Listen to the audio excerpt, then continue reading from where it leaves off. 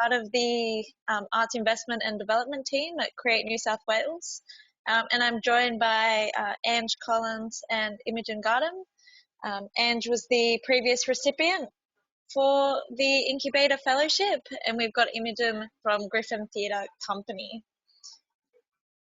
So next slide, please. I'm also joined by Kartika and Tammy, who are my colleagues at Create New South Wales, who are doing all the amazing tech things behind the scenes. So Kartika, next slide, please.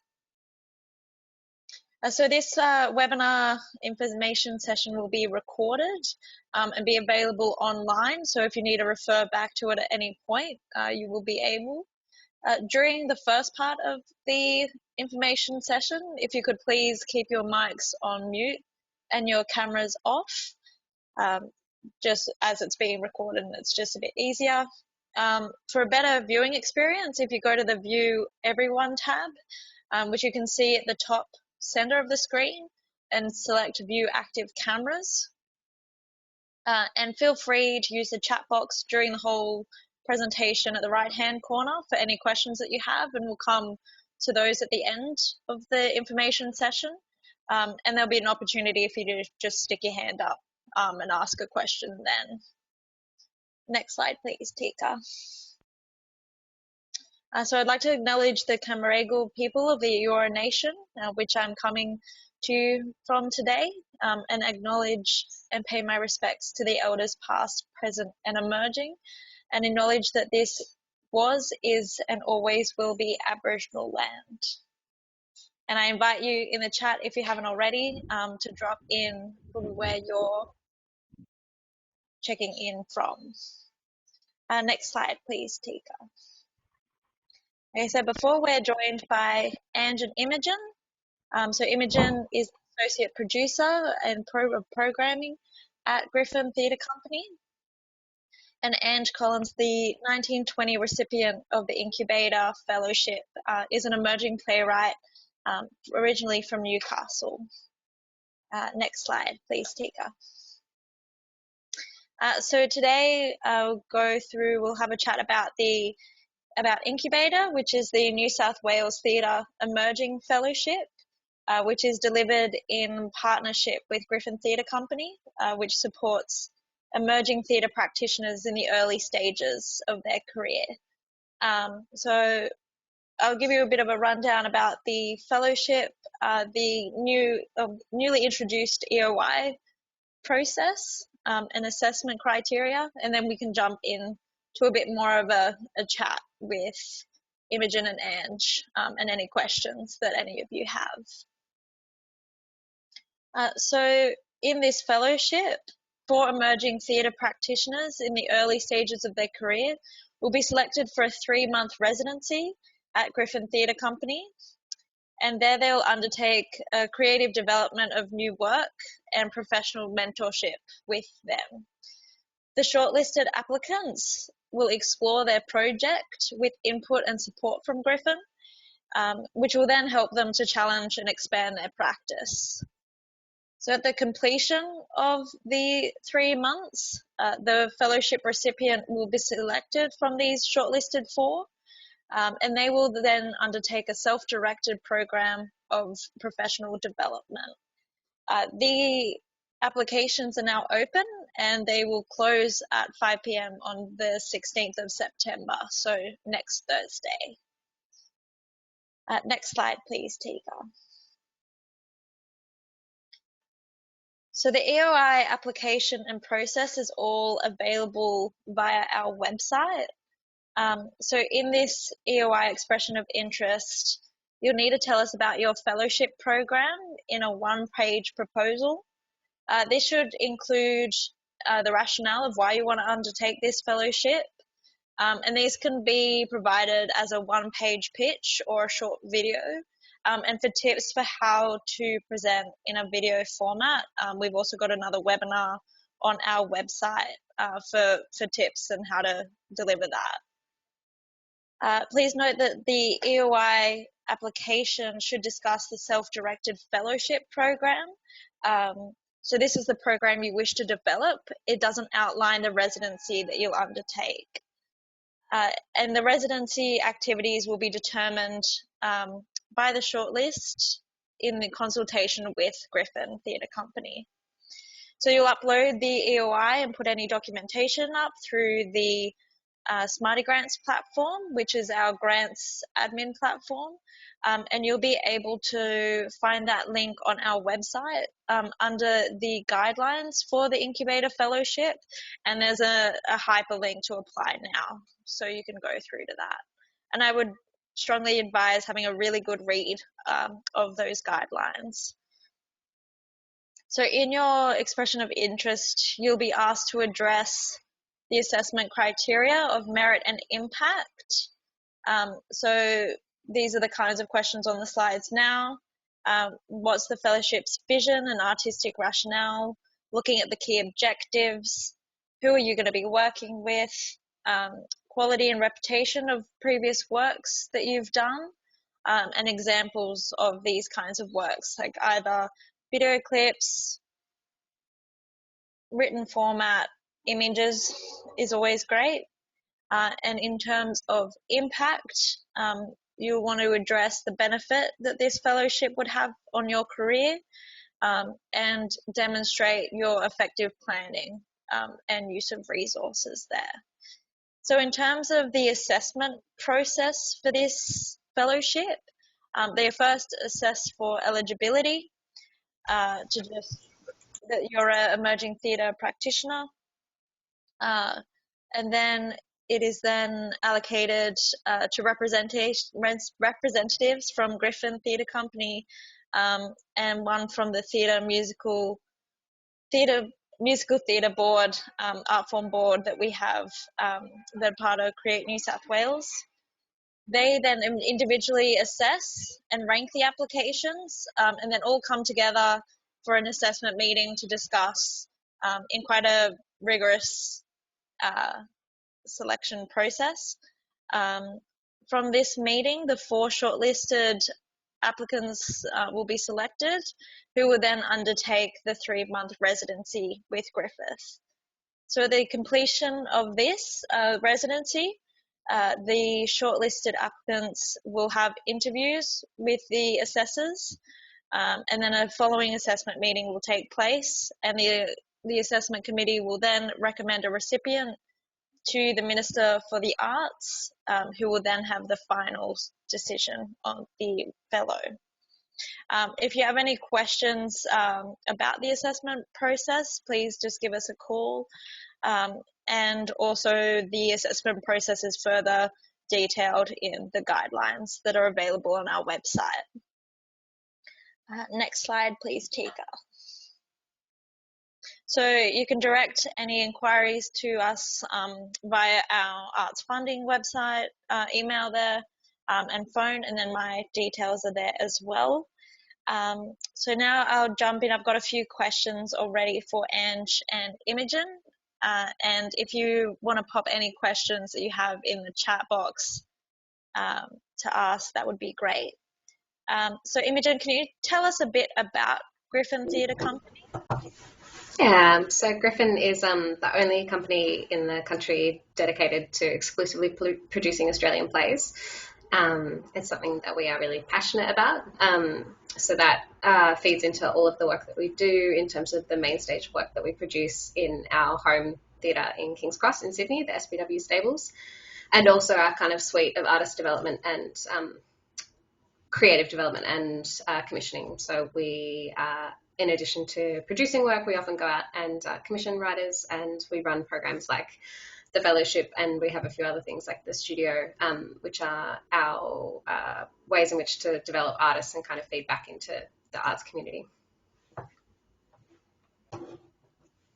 Amazing, thanks. And what is Griffin offering through this fellowship?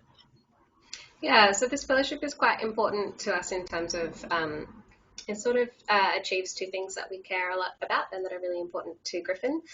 One is artist development, so it gives us an opportunity to work with 4 emerging artists over 3 months, and then with the selected finalist over a year. And really, I think the kind of thing that you have to keep in mind approaching the fellowship is that it is a fellowship. It's a professional development exercise. So it's very much about the development of the artists involved.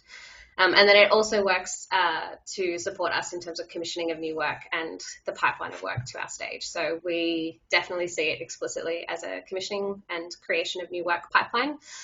So we definitely want people to be bringing projects to the fellowship that they can imagine being staged at Griffin and that makes sense to work on with us, because for us it's a really cool opportunity to both support artists and to develop artists in the community through practice-based professional development, but it then feeds very directly into our pipeline for new work. Right, and with the, what are you looking for in the applications to the Incubator Fellowship, and what do you think makes a good application? Yeah, so I think those two key points are what we're really looking for when we're assessing. So one is, what do you want to do? What's the artistic project? What's the rationale? What story is it telling? Why do we need to hear that story now? Why would an audience want to see it? Why would we want to spend 3 months with it? And ideally a year with it? Whose story is it elevating that we haven't seen before, perhaps? So like a lot of new voices we get really excited about through this program. So there's the work itself and the art. And then alongside that, it's the professional development. So we're also looking for applicants to articulate how this will elevate their practice. So how will it help you as an artist? How will it develop your skills, your career? How will it feed into a kind of sustainable practice? It's really about a relationship building with the artist. So the strongest applications in my experience have been those that articulate really, really clearly what the project is and why, the why of the project and why Griffin for that project, but also why that project for your professional practice, and how it will support you as an artist to develop. Great, thanks. I've got a question come up from Callie, who wants to know about the eligibility and whether you need to be a resident of New South Wales.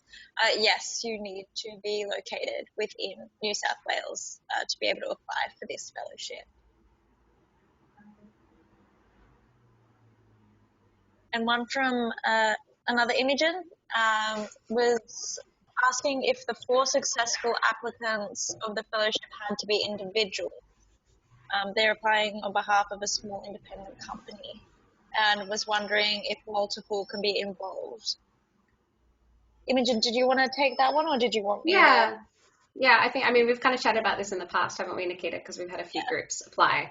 We do take applications from groups. You just, I guess it's just about being able to articulate in the application why you as a group would work on this, and making sure that all of those questions about the why of the art and the why of the professional development are speaking with relevance to that group application. And then I think if you jump into the guidelines, you can see there's a few things about what sort of group you need to be, just in terms of like ABN, that kind of logistical stuff. Yeah, but it's all what Create New South Wales defines as a group in these kinds of circumstances is available on our website and in the guidelines for this fellowship. And would you be able to tell us a bit about your experience with the application form and how you sort of went about that? I can, yes. Well, grants can be a bit intimidating to begin with, especially if you haven't done that many. And I think grant writing is something that it's like part of your toolkit as a creative. So I definitely, set out to apply. I wanted to submit a really great application. So I did spend quite a bit of time just really listening to what questions that EOI was asking of me. And I shared it with a bunch of friends and people who I usually get feedback on. What I found kind of echoes what Imogen was already saying. Like, she really means what she says when she says that it's a kind of twofold application process. It's about the project and the art itself and why you think that project would be perfect for Griffin to kind of take you under their wing for.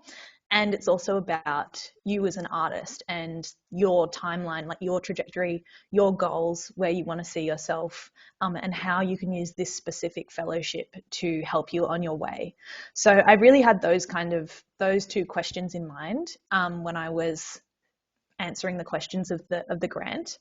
And the other kind of thing that I found helpful to have in mind was being really specific about me. I think at this time, especially in lockdown, and when there's no theatre at the moment, and we're all kind of apart from our usual practice, it can be very easy to be like, I'm going to change the world, and I'm going to do all of these like huge universal things, and this is everything. But I think like dialing that down and just kind of really honing in on your personal creative goals and what makes you really tick creatively, that's going to help you out more than trying to solve any big universal issues. That might be a bit of weird left field advice, but I think sometimes, especially when we're not creating, it is easy to get caught up in like art can save the world kind of mentality, which it can, but at the same time, this is also just a little fellowship, and you helping yourself is what's going to help you create awesome art for other people to enjoy. So this is the very fledgling stage of whatever project you have your eyes set on. So focus on from little things, big things grow kind of thinking. Amazing. Thank you for that insight. And would you be able, Ange, to tell us a bit about your experience undertaking the residency, and then from that, what your fellowship looked like? For sure, yeah. So it's all been incredible, especially in lockdown. It's pretty much been my past creative year and a half. So it's really been a guiding force for my writing practice. So I'm a playwright, and I applied as a playwright. And once we kind of got to the residency stage, there was myself and 3 other creatives, and we, COVID hit coincidentally at the same time as we were meant to be residents. So we were theoretical residents of Griffin Theatre Company. So, we met virtually with Declan Green, the artistic director, as well as Phil Spencer, who used to be the artistic associate at Griffin. We kind of got assigned a mentor each, and every couple of weeks we would touch base and just talk about our projects individually. And then we'd also, the 4 of us, kind of come together, and it was a really great, actually informal forum for just talking about practice and talking about creativity, especially when COVID initially hit. It was good to just like see other people's faces and use that as kind of touching base. So at the end of the 3-month residency, I used mine mostly for research. So lots of Reddit and YouTube wormholes, lots of academic texts, and then talking about those and reflecting on that in terms of the play that I set out to write, which is about climate change in a weird way. And at the end of those 3 months, you would then kind of reflect on the process that you'd undergone as a resident, and then you pitched your kind of final product or final project to a panel of judges, virtually as well. So they kind of take what you pitched away. In my case, it was a rehearsal-ready draft of a play after a year-long program of self-directed writing and development. And they kind of took that away, made their decision. I was extremely lucky and privileged to be the fellow. And ever since then, it's just basically been a process of writing that play and developing it with the support and mentorship of Tessa Leong, who's the associate artistic director at Griffin. So just kind of touching base with her in a kind of dramaturgical capacity, as well as just a drafting process of this play. And it's kind of allowed me to push my creative practice outside of anything I'd be able to do on my own, and explore new territory and being able to pay myself for the writing I do, which is not something I always have the ability to do. So that it's just been awesome. And I'm still going. I'm like in the process of wrapping up, but COVID has kind of blown out a couple of timelines just because of the way that COVID is. but it's just been awesome from start to finish pretty much. That's great. And there is that flexibility within the fellowship. I mean, with COVID and everything, there's just no telling what or how it's going to work out. So it's great having those kind of procedures or things that have started to come in place, to know if things kind of continue this round, that there's always ways to work around that. Just addressing question from Michelle about eligibility with residents. If it's valid if you plan to move and live in New South Wales for the duration of the program. You do need to be a resident separate of the program, so you need to reside within New South Wales at the time of applying.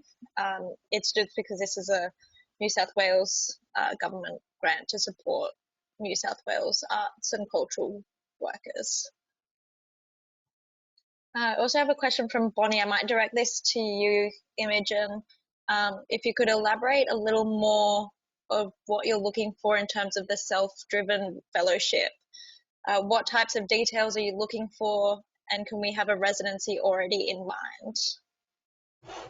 Yeah, so just with the residency question first, part of the EOI is kind of what you would do, I'm pretty sure, during a residency, but it can definitely change as you go. So quite often we have people apply with one idea, and then by the time we finish the assessment process, the idea has changed, and that's totally fine.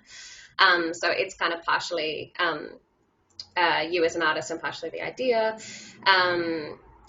And that sort of speaks to merit in terms of your the sort of projects that you're meditating on. So yep, you can definitely apply with the residency in mind already, and then we would just work with you to kind of figure out the best way to support that over the 3 months. It's also worth saying, it's in the guidelines, but I don't think we've mentioned it yet, that the residency involves a $2,000 stipend per artist. So that is intended as whatever you need it to be, whether it's a budget to pay collaborators to work with you during that residency to develop ideas, or whether it's just to pay yourself, which you absolutely should be doing as an artist. So that's worth keeping in mind as well, is that you'll have $2,000 either to fund yourself or to work with other people. Or, in a world where you can do it, you could use it for travel and things like that. But we can only dream at this point. And then in terms of the self-driven fellowship, we're really looking for you to pitch a work that you would make that would justify the time and the investment. So it's a little bit reverse engineered, but keeping in mind that you've got a year and $30,000, what is the work that you would do in that time that would justify that much money and that much time to spend on it? So are the ideas that you're exploring capable of sustaining that longer period of investigation and creation? And is there an appropriate amount of expenditure against it? So whether that's, for example, the standard commission amount in Australia is $16,000. So if you were a playwright, you could be pitching a process whereby you're commissioning yourself, you're paying writers to come in and read drafts, you're paying a dramaturg to work with you, you might be undertaking travel to do research, that sort of thing. If you are a director or a theatre maker, you might be proposing a process whereby you're engaging people to come in and work with you on a weekly basis, to come and workshop and to devise and to kind of build a performance together. So it's a little bit weird, but you can look at essentially what the program offers in terms of money and time to reverse engineer the scope and the scale of the project that you would be pitching. So yeah, what we're really looking for when we're assessing the residency going into the fellowship is, does what this artist has been exploring in the last 3 months justify this ongoing investment? And also, what will that do for their practice? So again, it is still about professional development. So it's about making a case for what that project will gain from further time and money. Great, thanks, Imogen. I've got a question from Matthew directed to Ange, but Imogen, if you wanted to jump in on it as well, would you advise focusing that 3-month period on your research / thought building period rather than actually creating, writing, devising?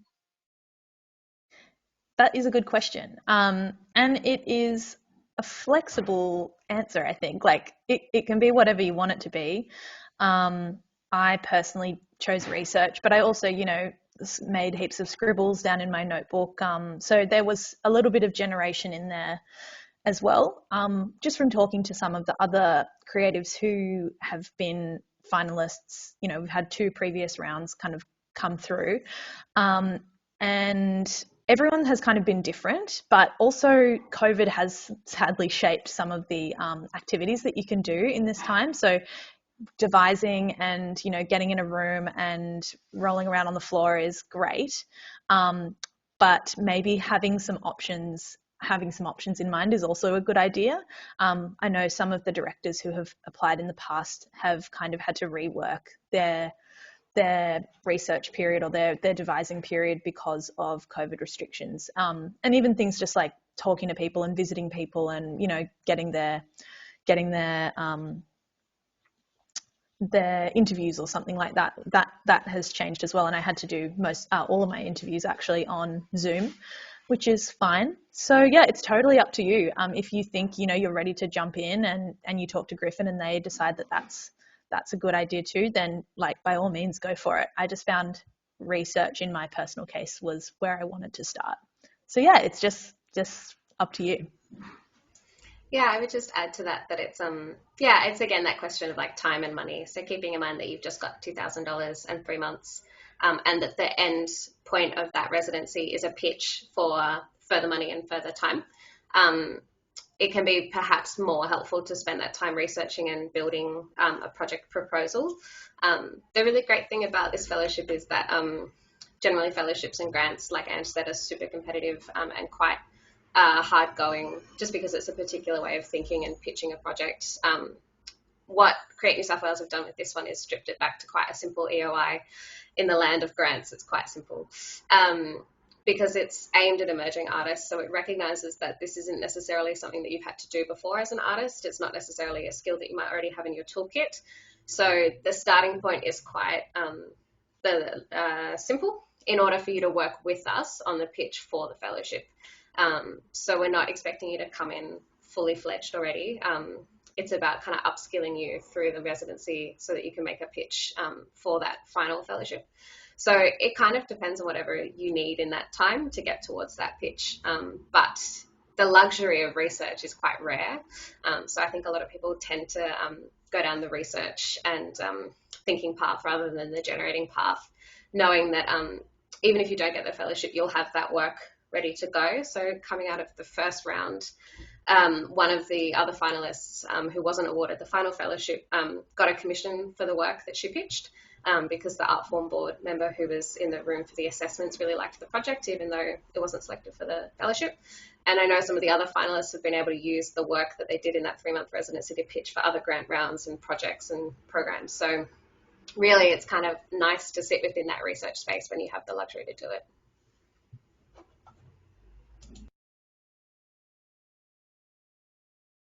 Great, thank you both. I also have a couple of questions on the kinds of works, genres that people are interested in pitching. We've got one, if it could be use the fellowship to develop a work for musical theatre, and then we also have if you can apply for an immersive theatrical project. So the kind of the nature of the work. Yeah, you can apply with a musical. I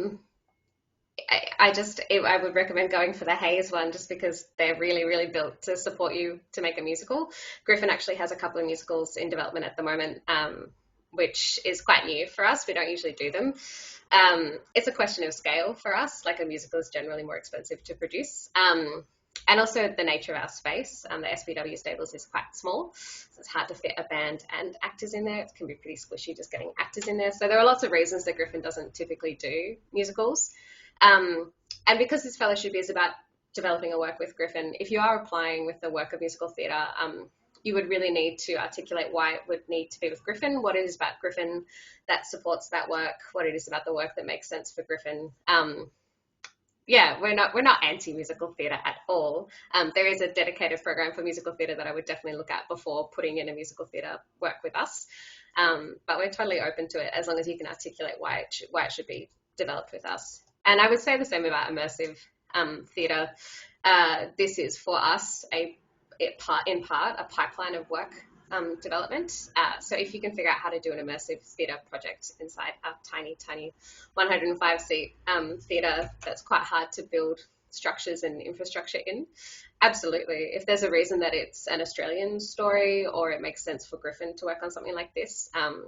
But I would also say quite often people apply with things where they're like, oh, well, it wouldn't fit at the stables, but Griffin could do it elsewhere, which is a little bit outside the scope of the program.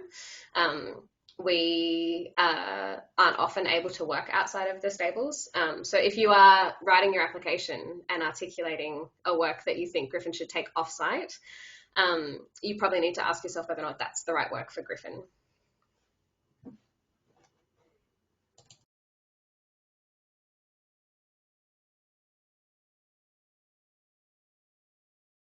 Great, thanks so much for that, Imogen. And then we had one, I think we already addressed, whether we got a question from Miranda, whether the 3-month residencies, are they able to collaborate with other artists, able to hold things like workshops for a new script with actors, designer, composer, just if you can confirm whether that's all fine.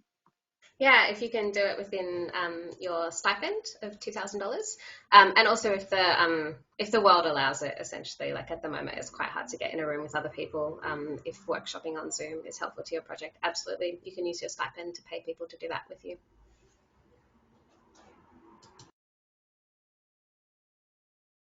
Amazing, thank you. And the 3-month residency, we've got a couple of questions about when that would take place.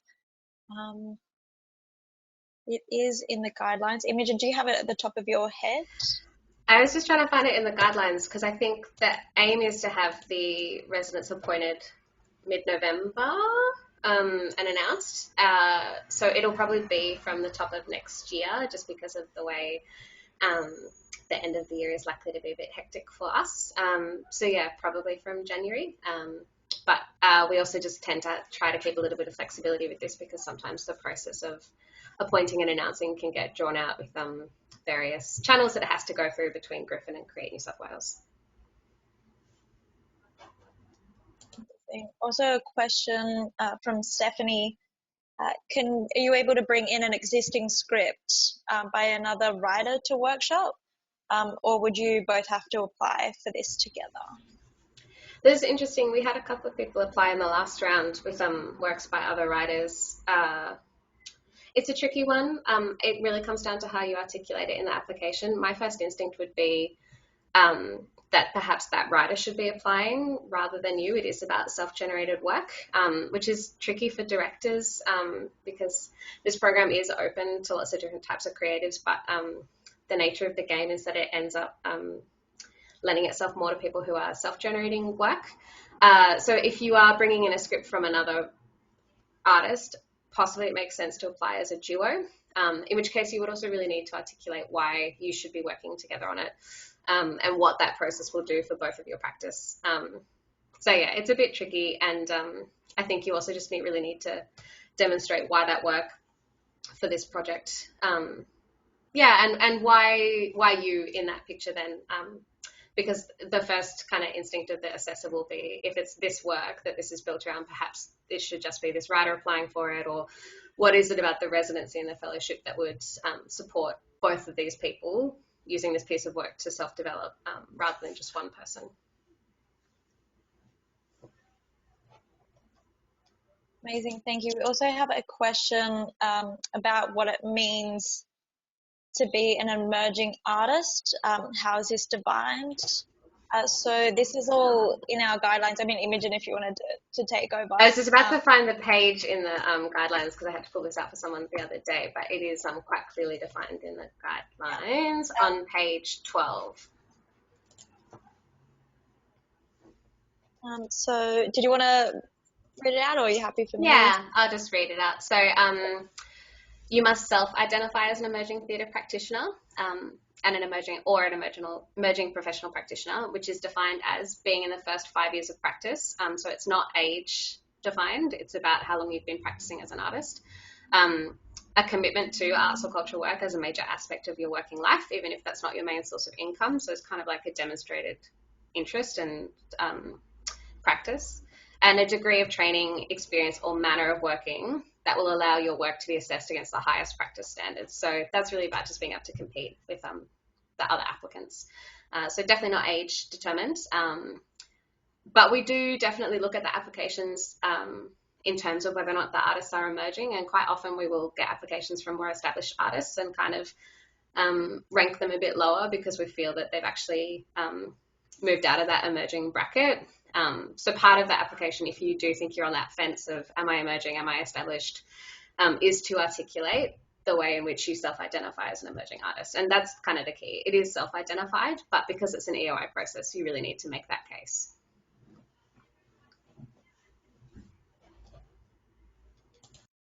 Great, thanks so much for that, Imogen. I think that's all of the questions that we've had through in the chat. Did either Imogen or Ange wanted to There's just one other question I've seen from Athol about 2K over 3 months and how realistic it will be as a process in terms of reality, and wanting blood for funding dollars, which is a great turn of phrase.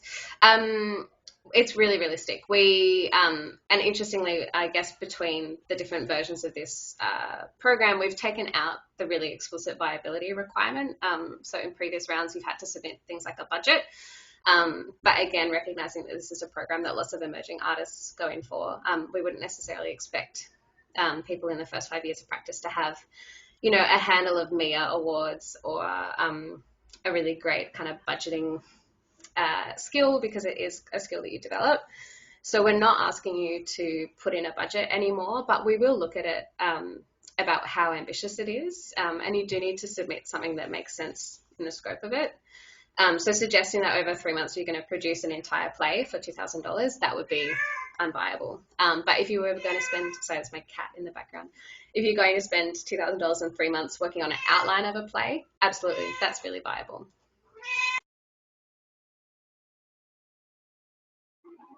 Amazing, thanks for that. Ange and Imogen, did you have anything? I know we've got one from Kirsty. In the application, should we focus more on the 3-month residency or the 12-month self-developed fellowship? In order to put in the application, you have to answer 4 questions. One is a description of the fellowship program. So that is what you would do if you were awarded the fellowship, including things like mentorship and residency. So not the Griffin residency, but things that you would do with the 30K. A description of the work that you would in research and development, an overview of your works to date and how it will impact you at this stage of your career. So the application is really built around what you would do with the final fellowship.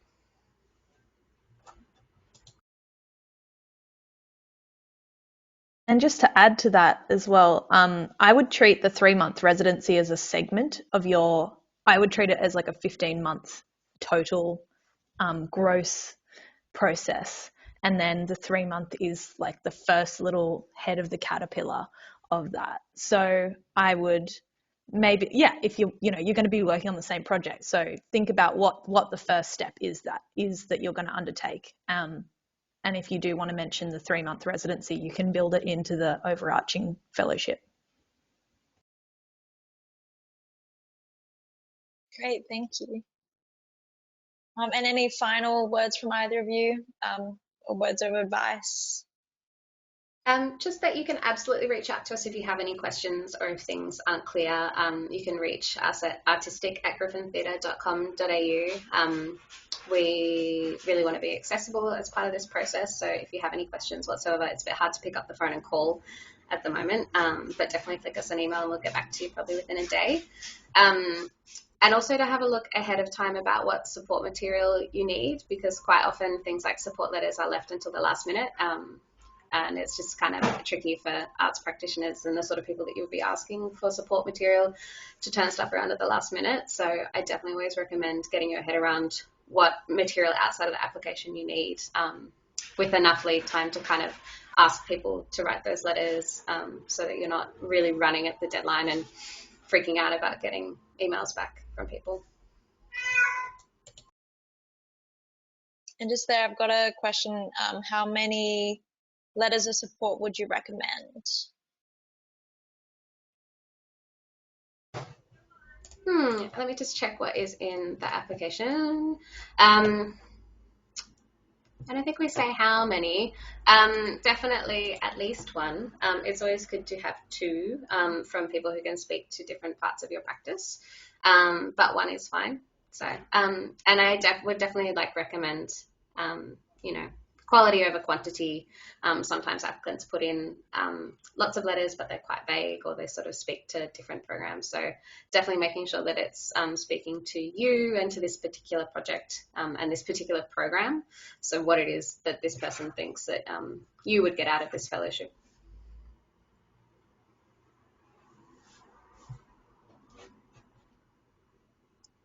Got a question about applications. So can you apply more than once? So one application with one project and then another project as part of a duo. I understand Tammy and Tika, if you're there and can chime in, that it's only one application per round per applicant. So even if it's split across two different projects. Yep, totally agree. One application per round. Make it your best one. Yeah, again, quality over quantity.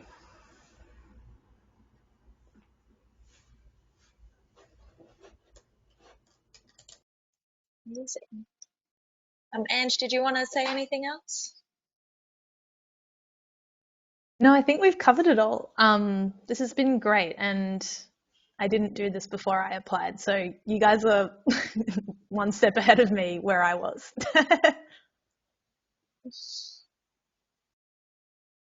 Amazing. Well, I think we could wrap it up there.